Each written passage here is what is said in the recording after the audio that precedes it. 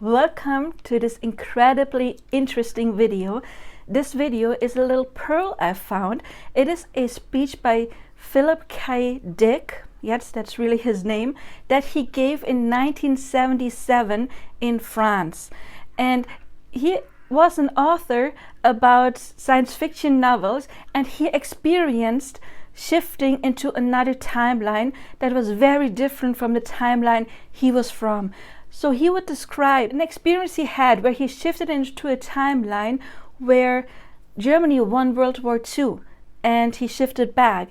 And he was scared of being somewhat crazy, but yet he actually dared to talk about it. So watch this video. I'm going to record another video where I'm going to react to the things he's saying. So in that video, we're talking about Neville Goddard. We're comparing it to what spiritual teachers may say about what we now know about manifesting, like almost 50 years after he had his speech. What's important is, in the video I found, there was a French translator, or there is a French translator sitting next to him, translating everything he says to the French audience. I edited out that part and I added subtitles. So you will see him glance to the side. This is when he is basically telling the person who is translating to start translating. Unfortunately, since it was recorded in 1977, the copy is not really good. And I assume that someone took the video copy and edited out in the end some of the translation. So you will see that the image is not always good. When I edited something, it will look like this. Okay, you saw it. Everything else I did not do. Okay, unfortunately, this video just cuts off in the end. I did not do that. We don't have the entire speech, unfortunately, but yeah, I hope you enjoy it, and I think it's just fascinating. I hope so do you. Now, have fun with the video. Bye-bye. May I tell you how much I appreciate your asking me to share some of my ideas with you. The title of my address is, If You Find This World Bad, You Should See Some of the Others.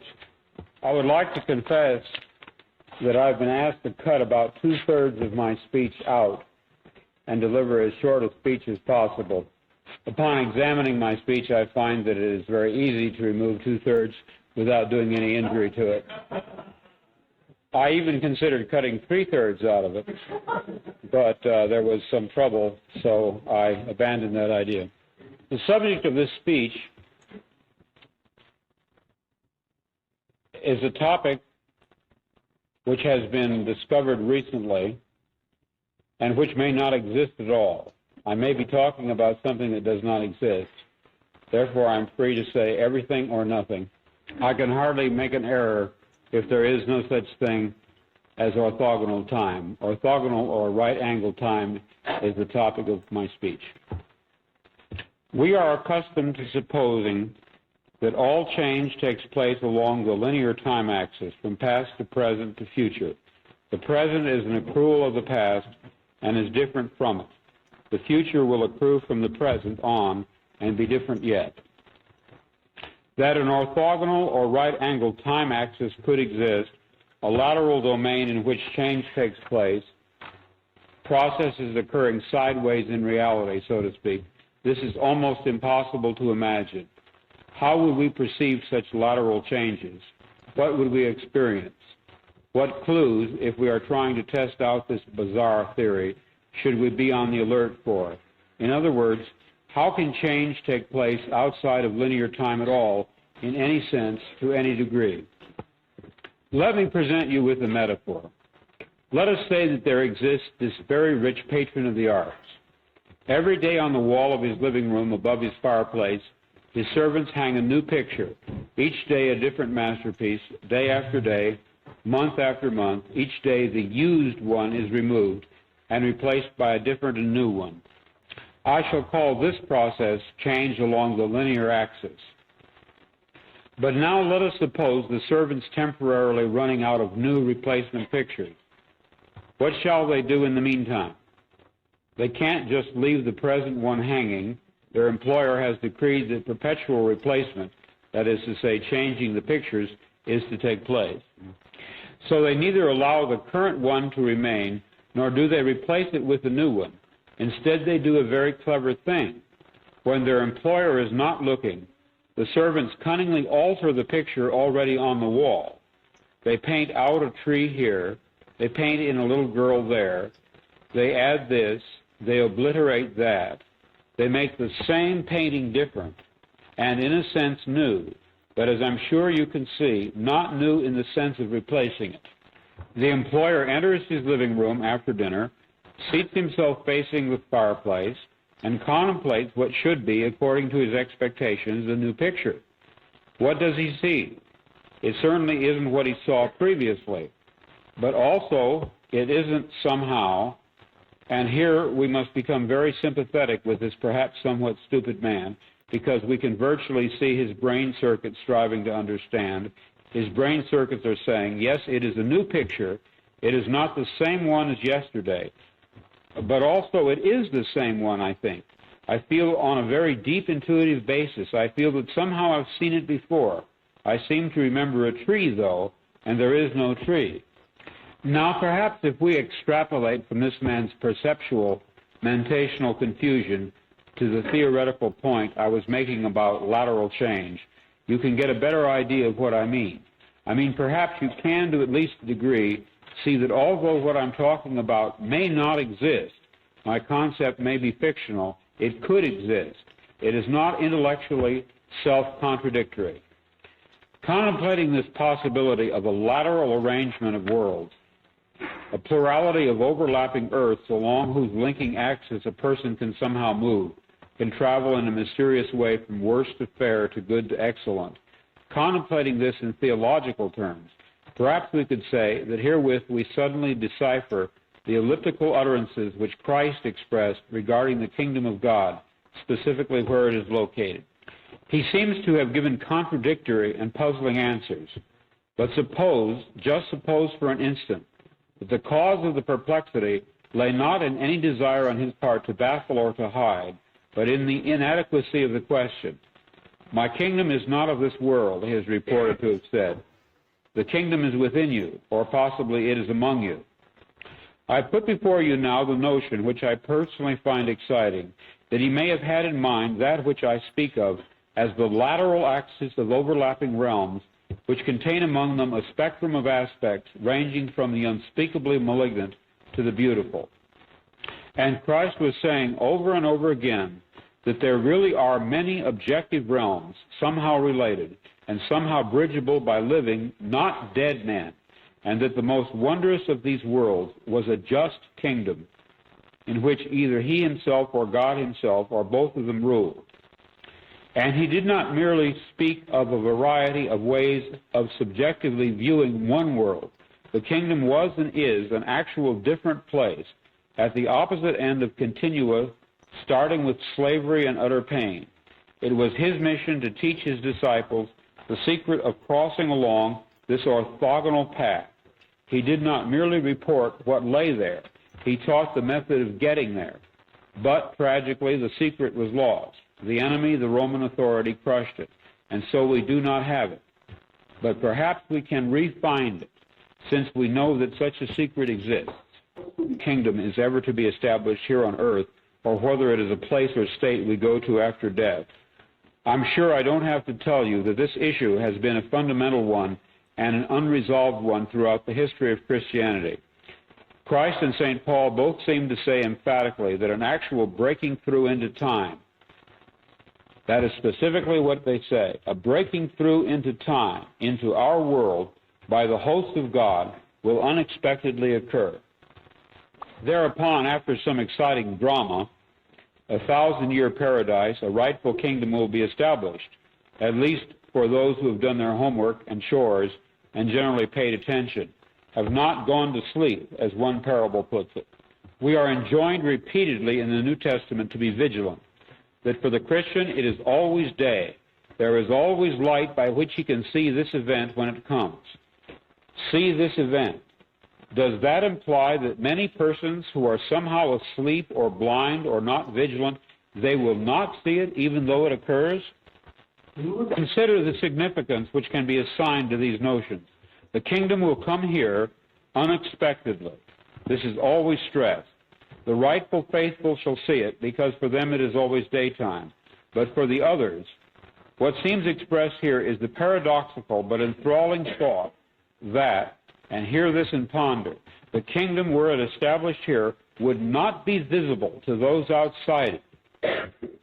I offer the idea that in more modern terms, what is meant that some of us will travel laterally to that better world, and some will not. They will remain stuck along the lateral axis, which means that for them the kingdom did not come, not in their alternative world. And yet, meantime, it did come in ours. So it comes, and yet it does not come. Amazing. I'm going to cut down to here. If you've followed my conjectures about the overlapping of these alternate worlds, and you sense as I do the possibility that if there are 3 or 4 or 2, there may be 30 or 3,000 of them, and that some of us live in this one, others of us in another one, others in others, and that events on one track cannot be perceived by persons not in that track, well, let me say what I want to say and be done with it. I think I once experienced a track in which the Savior returned, but I experienced it just briefly. I am not there now. I am not sure I ever was. Certainly I may never be again. I grieve for that loss, but loss it is. Somehow I moved laterally, but then fell back, and then it was gone. A vanished mountain and a stream, the sound of bells, and all gone now for me, entirely gone. I, in my stories and novels, often write about counterfeit worlds, semi-real worlds, as well as deranged private worlds, inhabited often by just one person, while meantime the other characters either remain in their own worlds throughout or are somehow drawn into one of the peculiar ones. This theme occurs in the corpus of my 27 years of writing. At no time did I have a theoretical or conscious explanation for my preoccupation with these pluriform pseudo-worlds, but now I think I understand. What I was sensing was the manifold of partially actualized realities lying tangent to what evidently is the most actualized one, the one which the majority of us, by consensus gentium, agree on.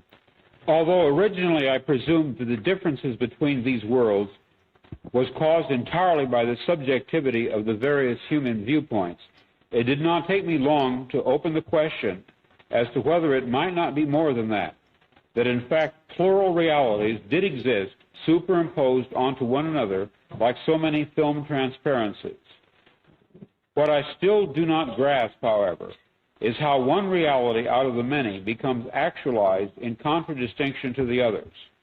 Perhaps none does, or perhaps, again, it hangs on an agreement in viewpoint by a sufficiency of people. More likely the matrix world, the one with the true core of being, is determined by the programmer. He or it articulates, prints out, so to speak, the matrix choice and fuses it with actual substance. The core or essence of reality, that which receives or attains it, and to what degree, that is within the purview of the programmer. This selection and reselection is part of general creativity, of world building, which seems to be it or his task. A problem, perhaps, which he or it is running, which is to say, in the process of solving, as a computer would. Variables along the linear time axis of our universe, thereby generating branched-off lateral worlds. I have the impression that the metaphor of the chessboard is especially useful in evaluating how this can be done. In fact, must be. Across from the programmer-reprogrammer sits a counter-entity, whom Joseph Campbell calls the dark counterplayer. God, the programmer-reprogrammer, is not making his moves of improvement against inert matter. He is dealing with a cunning opponent. Let us say that on the game board, our universe in space-time, the dark counterplayer makes a move. He sets up a reality situation of immutable cause and effect. But the programmer-reprogrammer has already laid down his response. It has already happened, these moves on his part. The printout, which we undergo as historic events, passes through stages of a dialectical interaction, thesis and antithesis, as the forces of the two players mingle. Evidently, some syntheses fall to the dark counterplayer, and yet they do not, by virtue of the fact that in advance our great advocate selected variables, the alternation of which brings final victory to him. In winning each sequence in turn, he claims some of us, we who participate in the sequence. This is why instinctively people pray, Libera me Domine, which decodes to mean, extricate me, programmer, as you achieve one victory after another. Include me in that triumph. Move me along the lateral axis so that I am not left out. Sense as being left out means nothing other than remaining under the jurisdiction of or falling prey to the malignant power. But that malignant power, for all its guile, has already lost even as it wins. For in some way the counterplayer is blind, and so the programmer-reprogrammer possesses an advantage. I submit to you that such alterations, the creation or selection of such so-called alternative presence, is continually taking place. The very fact that we can conceptually deal with this notion, that is, entertain it as an idea, is a first step in discerning such processes themselves. But I doubt if we will ever be able in any real fashion to demonstrate, to scientifically prove that such lateral change processes do occur. Probably all we would have to go on would be vestiges of memory, fleeting impressions, dreams, nebulous intuitions that somehow things had been different in some way, and not long ago, but now. We might reflexively reach for a light switch in the bathroom only to discover that it always had been, in another place entirely. We might reach for the air vent in our car where there was no air vent, a reflex left over from a previous present, still active at a subcortical level. We might dream of people and places we had never seen as vividly as if we had seen them and actually known them. But we would not know what to make of this, assuming we took time to ponder it at all. One very pronounced impression would probably occur to us, to many of us, again and again, and always without explanation. The acute, absolute sensation that we had done once before what we were just about to do now, that we, so to speak, lived in a particular moment or situation previously. But in what sense could it be called previously, since only the present, not the past, was evidently involved? We would have the overwhelming impression that we were reliving the present, déjà vu, perhaps in precisely the same way, hearing the same words, saying the same words. I submit that these impressions are valid and significant, and I will even say this: such an impression is a clue that at some past time point a variable was changed, reprogrammed as it were, and that because of this an alternative world branched off, became actualized instead of the prior one, and that in fact, in literal fact, we are once more living this particular segment of linear time. A breaching, a tinkering, a change had been made, but not in our present, had been made in our past. Evidently, such an alteration would have a peculiar effect on those persons involved. They would, so to speak, be moved back one square or several squares on the board game which constitutes our reality. Conceivably, this could happen any number of times, affecting any number of people, as alternative variables were reprogrammed. We would have to live out each reprogramming along the subsequent linear time axis, but to the programmer, whom we call God, to him the results of the programming would be apparent at once. We are within time, and he is not. We are living in a computer-programmed reality, and the only clue we have to it is when some variable is changed and some alteration in our reality occurs. This, too, might account for the sensation people get of having lived past lives. They may well have, but not in the past. Previous lives, rather, in the present, in perhaps an unending repeated and repeated present, like a great clock dial in which grand clock hands sweep out the same circumference forever, with all of us carried along unknowingly, yet dimly suspecting.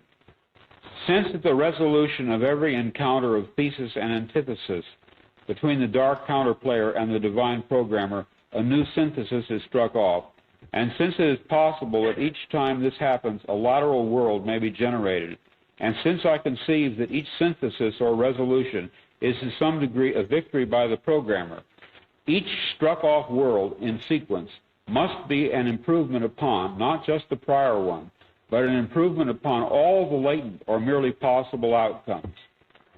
It is a better world, but in no sense perfect, which is to say final. It is merely an improved stage within a process. What I envision clearly is that the programmer is perpetually using the antecedent universe as a gigantic stockpile for each new synthesis, the antecedent universe then possessing the aspect of chaos or anomie in relation to an emerging new cosmos. Therefore, the endless process of sequential struck-off alternate worlds emerging and being infused with actualization is negentropic in some way that we cannot see. What we need at this point is to locate, to bring forth as evidence, someone who has managed somehow, it doesn't matter how, to retain memories of a different present, latent alternate world impressions, different in some significant way from this, the one which is at this stage actualized. According to my theoretical view, it would almost certainly be memories of a worse world than this. For it is not reasonable that God, the programmer and reprogrammer, would substitute a worse world in terms of freedom or beauty or love or order or healthiness by any standard which we know. When a mechanic works on your malfunctioning car, he does not damage it further. When a writer creates a second draft of a novel, he does not debase it further, but strives to improve it. I suppose it could be argued in a strictly theoretical way that God might be evil or insane and would in fact substitute a worse world for a better one. But frankly, I cannot take that idea seriously. Let us pass that over. So let us ask, does any one of us remember in any dim fashion a worse Earth circa 1977 than this? Have our young men seen visions and our old men dreamed dreams? Nightmare dreams specifically about a world of enslavement and evil, of prisons and jailers and ubiquitous police. I have. I wrote out these dreams in novel after novel, story after story. To name two in which this prior ugly present obtained most clearly, I cite The Man in the High Castle and my 1974 novel about the U.S. as a police state, called Flow My Tears, the Policeman Said. I'm going to be very candid with you.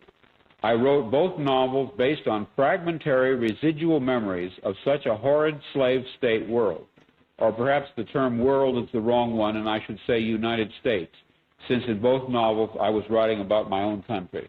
I can even tell you what caused me to remember. In late February of 1974, I was given sodium pentothal for the extraction of impacted wisdom teeth. Later that day, back home again, but still deeply under the influence of the sodium pentothal, I had a short, acute flash of recovered memory. In one instant, I caught it all, but immediately rejected it. Rejected it, however, with the realization that what I had retrieved in the way of buried memories was authentic. Then, in mid-March, a month later, the total body of memories, intact and entire, began to return.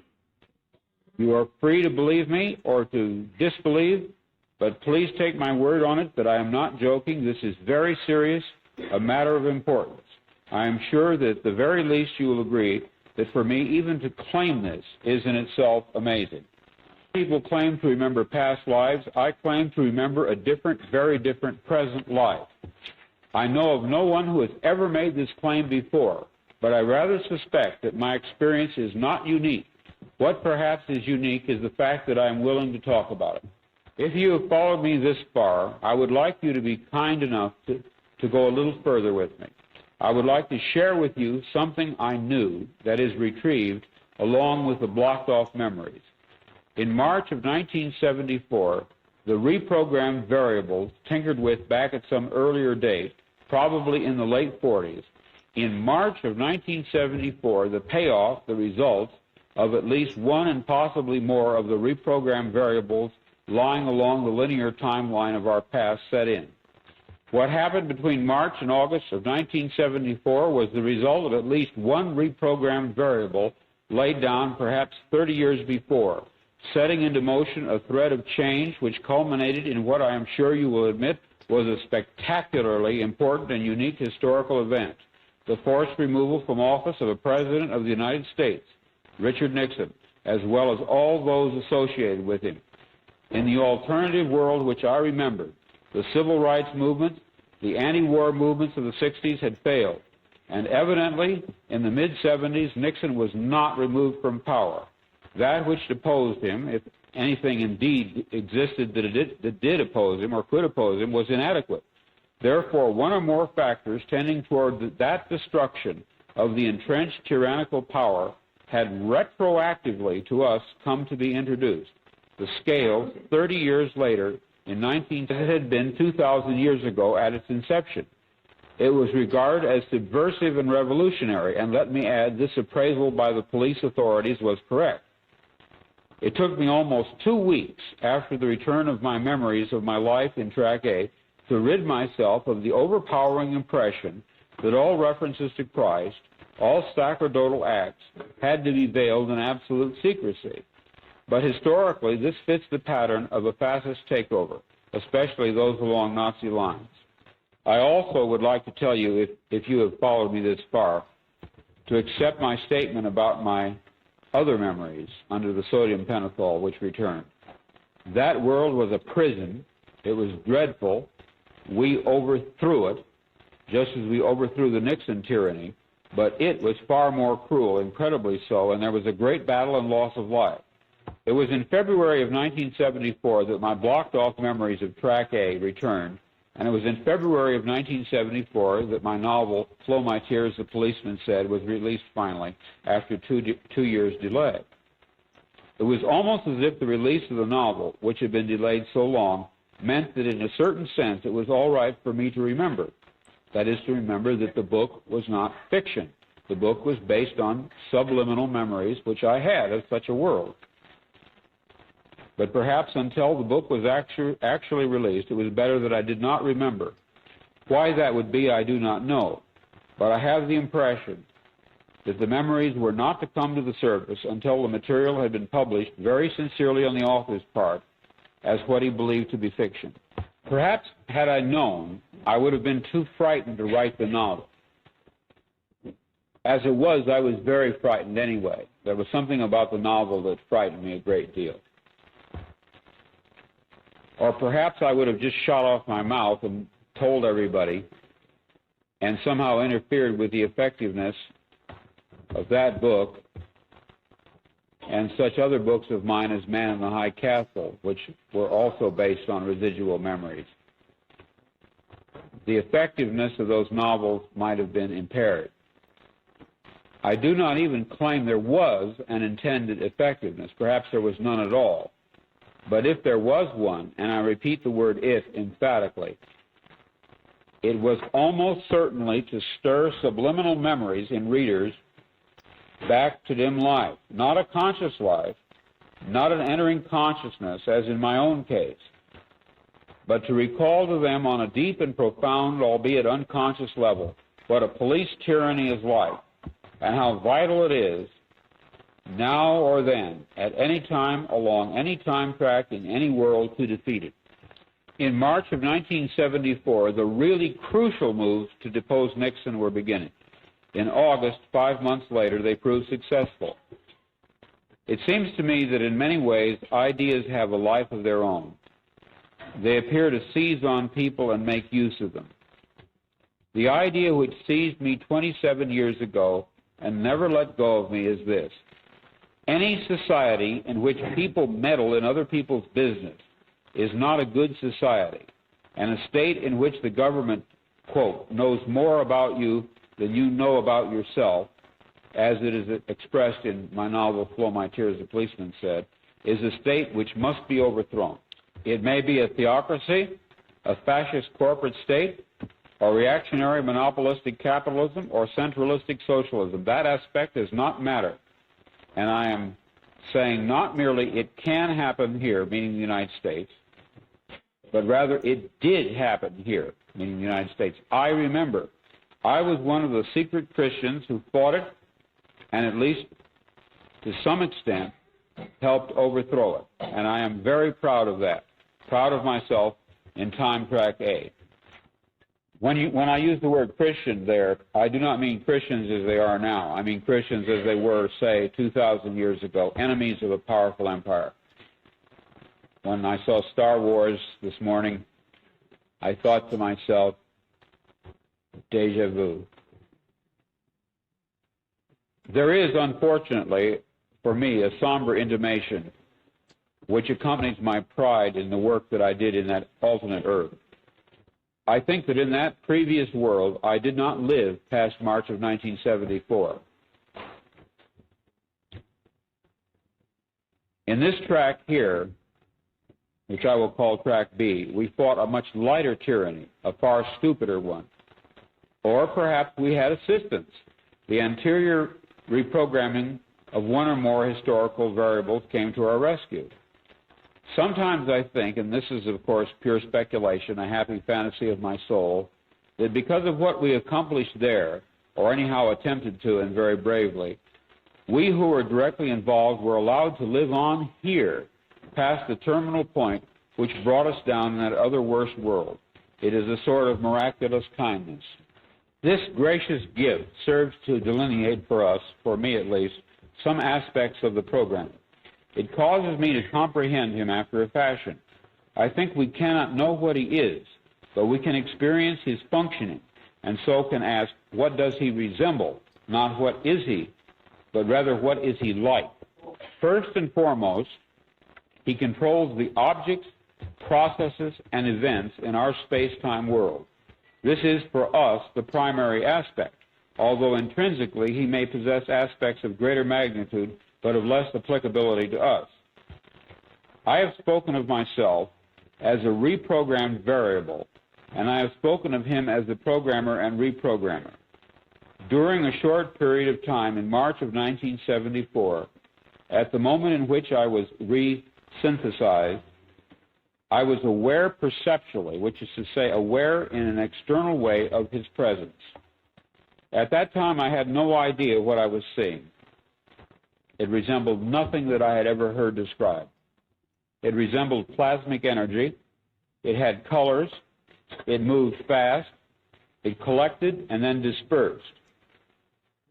But what it was, what he was, I am not sure even now, except I can tell you that he had simulated normal objects and their processes so as to copy them, and in such an artful way as to make himself invisible within them.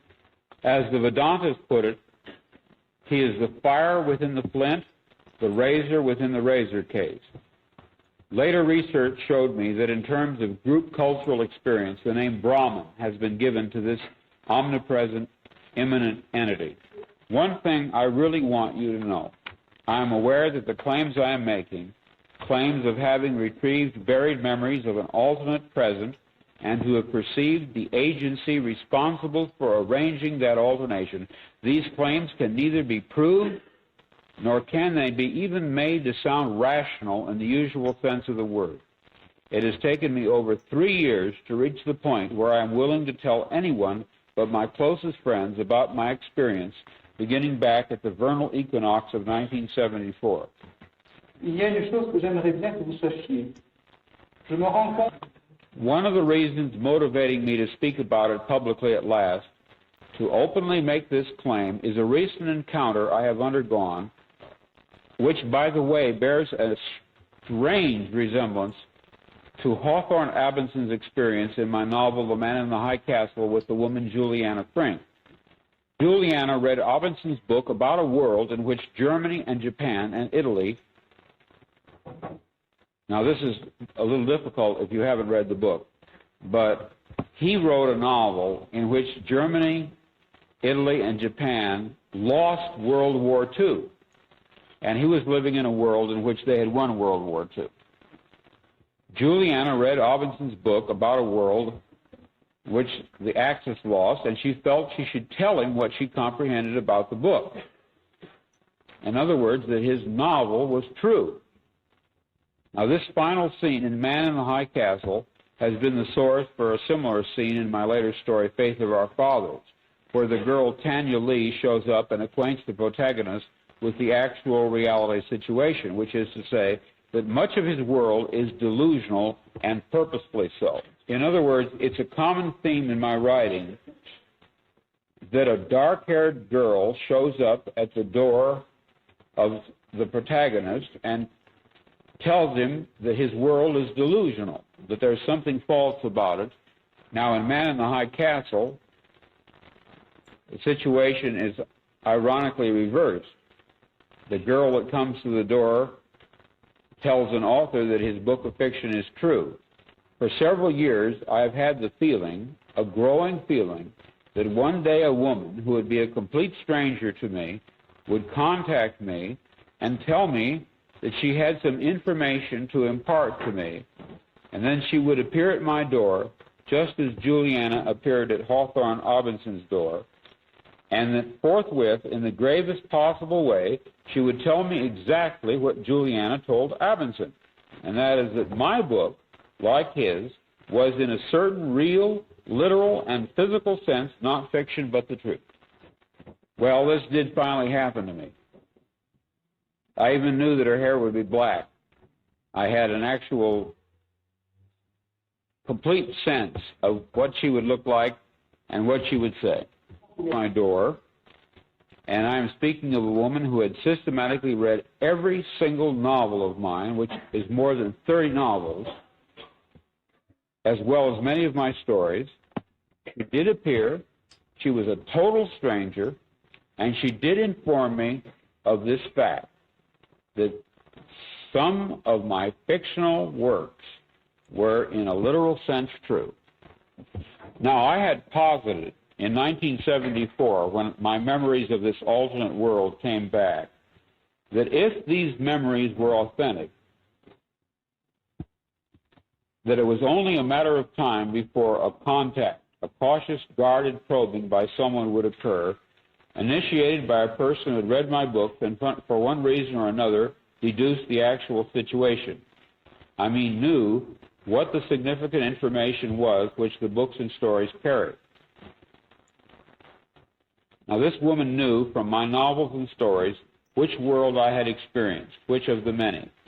What she could not determine until I told her was that in February of 1975, I had passed across into a third alternative present, a third one, Track C, we will call it. And this was a garden or park of peace and beauty, a world superior to ours, rising into existence. To her, of three rather than two worlds.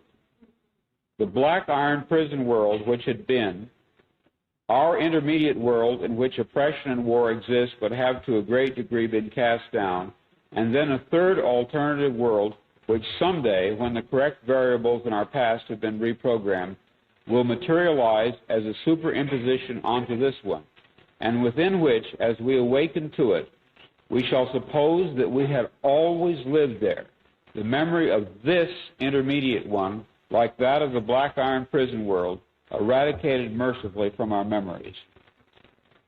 The best that I can really do at this point, after having had these experiences and written these novels, is to play the role of prophet, of ancient prophets and such oracles as the Sibyl at Delphi, and to talk of a wonderful garden world, much like that which once our ancestors are said to have inhabited.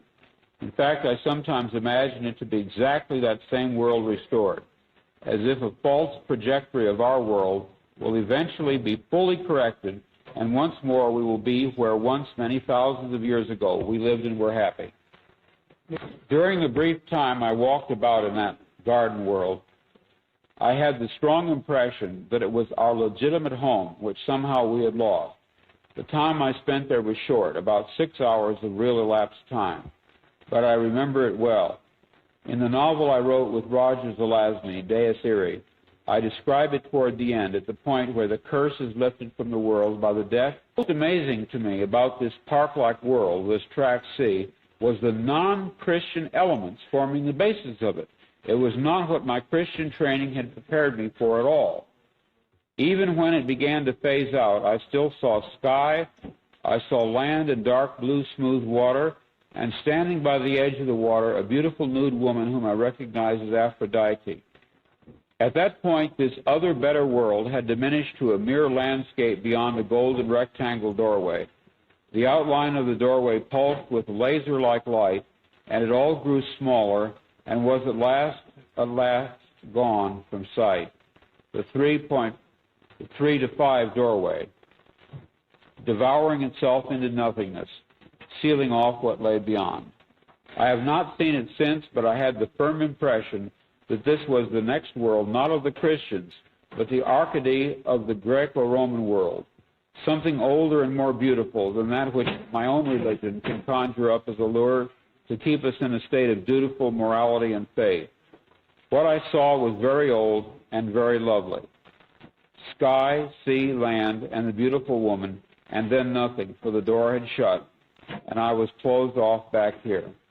It was with a bitter sense of loss that I saw it go, saw her go, really, since it all constellated about her. Aphrodite, I discovered when I